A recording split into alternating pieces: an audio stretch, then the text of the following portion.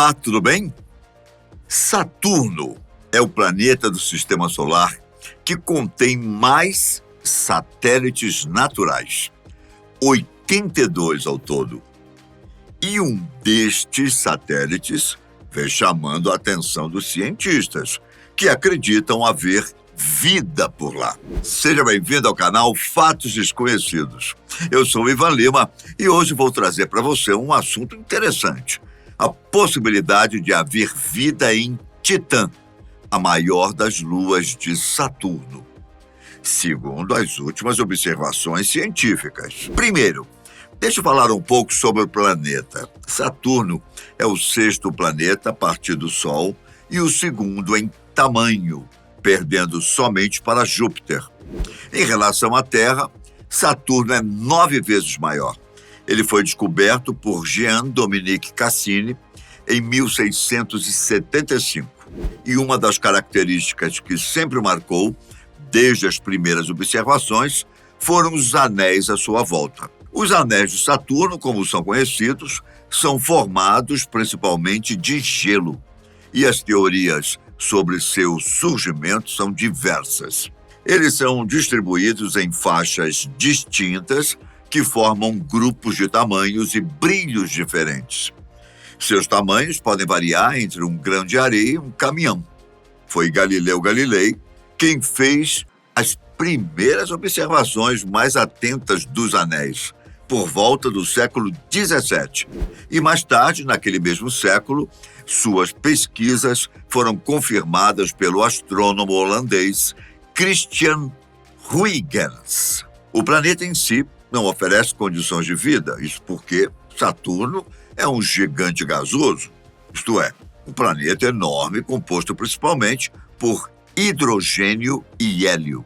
Quer dizer que é impossível pousar qualquer nave em sua superfície? Saturno possui somente um núcleo sólido, que é envolto por uma grande camada de gás. Esse gás, por sua vez, é extremamente comprimido a pressões muito altas, especialmente nas camadas internas, logo abaixo da região visível. Sendo assim, seria impossível pousar qualquer sonda nele. Como não há uma superfície sólida, a sonda iria afundar até ser esmagada pela alta pressão dos gases, muito antes de atingir o núcleo sólido. Um fato muito curioso sobre Saturno é a relação tamanho-massa do planeta. Ele tem 9 vezes o diâmetro da Terra e atinge 120.536 quilômetros na região equatorial. Sua massa é o equivalente a 95 massas terrestres, mas sua densidade média é de apenas 0,687 gramas por centímetro cúbico. Teoricamente, se fosse possível colocar Saturno sobre os oceanos da Terra, ele não afundaria, pois sua densidade é menor do que a da água, que é de 2,8 gramas por centímetro cúbico. Mas e quanto às luas de Saturno? O que foi descoberto a respeito destes mundos à parte que orbitam o Senhor dos Anéis, hein? Dos 82 satélites naturais, 9 deles mereceram maior atenção, por serem os maiores, e apenas 2 despertaram maior interesse científico: Encélado e Titã. São mundos especialmente interessantes para os cientistas. Encélado contém água líquida e pouca profundidade em sua superfície, além de apresentar emissões de vapor de água através de seus geysers. Já Titã surpreendeu ao apresentar uma atmosfera rica em metano, bem similar à que existia nos primórdios da Terra e que colaborou com a evolução da vida por aqui. As missões espaciais responsáveis pelas descobertas mais importantes do planeta e de suas luas foram a Pioneer 11, as Voyagers e a principal delas, a sonda Cassini-Huygens. Só para inflar o seu conhecimento, Titã foi descoberto em 1655 pelo mesmo astrônomo que estudou seus anéis, Christian Huygens.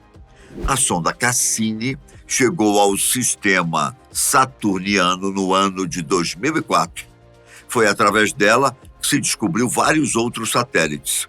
A missão revelou mais ainda do que só a quantidade e o tamanho dessas luas. Com o auxílio simultâneo de telescópios instalados na Terra, os astrônomos puderam estudar Titã, e suas conclusões levantaram a curiosidade de toda a comunidade científica. Primeiro, a composição de sua atmosfera. Titã é o único satélite natural de todo o Sistema Solar a possuir uma atmosfera densa e formada principalmente por nitrogênio, com componentes menores que criaram nuvens de metano e etano, além de névoas orgânicas ricas em nitrogênio. O clima inclui ventos e chuva, criando uma superfície similar à da Terra, com a presença de dunas, rios, lagos, oceanos, que provavelmente são de metano e etano líquidos, além de deltas e padrões climáticos sazonais. Junto à abundância de nitrogênio na atmosfera, os líquidos de sua superfície criam um ciclo de metano análogo ao ciclo hídrico da Terra.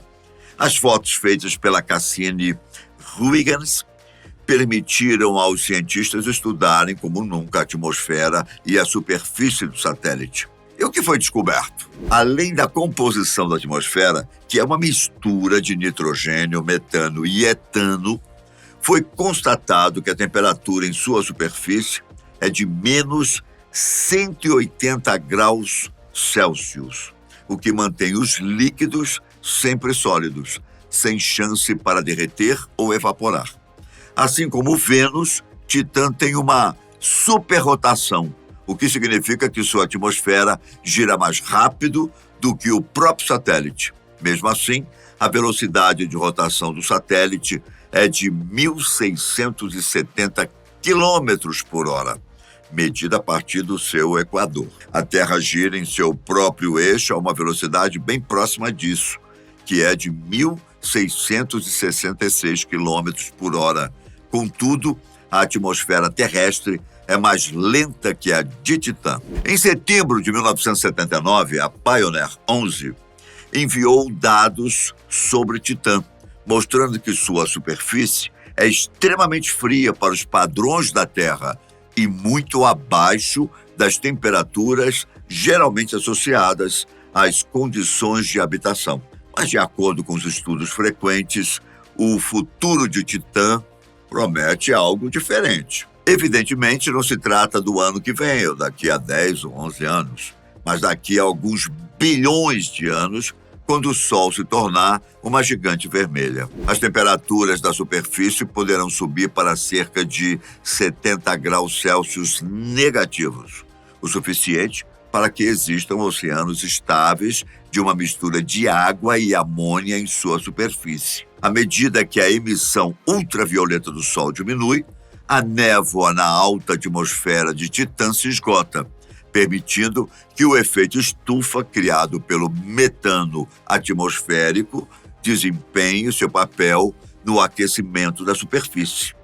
Juntas, essas condições podem criar um ambiente agradável a formas exóticas de vida e persistirão por várias centenas de milhões de anos. Bom, este foi o tempo suficiente para a vida simples evoluir na Terra, embora a presença de amônia em Titã pudesse fazer com que as mesmas reações químicas ocorressem mais lentamente. Este é o cenário apresentado por um grupo de cientistas que acreditam ser o mais plausível ao se falar em vida em Titã. Porém, há um outro grupo que especula que pode haver formas de vidas alienígenas incomuns sobre ou abaixo da superfície, ou até mesmo em seus lagos, cujos processos biológicos são muito diferentes dos conhecidos na Terra. Até porque há suposições de que exista também um oceano de água líquida abaixo da superfície congelada. Tal oceano, no entanto, teria a parte formada pela dualidade água-amônia. Nesse sentido, Um modelo de laboratório mostrou que, caso essa substância seja coberta por gelo de água, é possível que gere condições para abrigar vida microscópica. Segundo o artigo Implicações exobiológicas de um possível oceano de amônia-água dentro de Titã, o autor A.D. Fortes diz que um oceano que consiste em uma solução de amônia-água com até 200 quilômetros de profundidade está atualmente escondido sob uma crosta de gelo de água. Essas condições, embora extremas para os padrões terrestres, são tais que a vida pode, de fato, sobreviver. E quando se fala em vida fora de nosso planeta, ao menos no sistema solar, não pense naqueles seres verdinhos, com cabeças enormes, como a cultura pop nos leva a crer que são. A vida em um lugar como esse, caso exista, só será realmente confirmada se e quando alguma sonda trouxer material o suficiente para ser estudado em laboratório terrestre. Até lá, os cientistas terão de se conformar em registrar qualquer descoberta por meio dos instrumentos que forem enviados para Titã, assim como acontece com as pesquisas feitas em Marte. Tais instrumentos enviam dados, não material, que são estudados com base em modelos criados aqui, antes do lançamento da sonda, e que são comparados com uma espécie de gabarito que os permitem saber, por exemplo, os componentes existentes na atmosfera do local. A NASA pretende lançar uma nova missão para Titã em 2026, com previsão de chegada em 2034. Ela irá enviar um drone movido a energia nuclear chamado Libélula, que descerá ao satélite para coletar amostras para análise, usando brocas especiais. Se as suposições de que há vida em Titã estiverem corretas, surge uma nova questão. Se essas criaturas se adaptaram à existência lá, nós podemos repetir seu sucesso? Para responder essa pergunta, diversas variáveis podem ser colocadas à mesa. A primeira delas é o custo.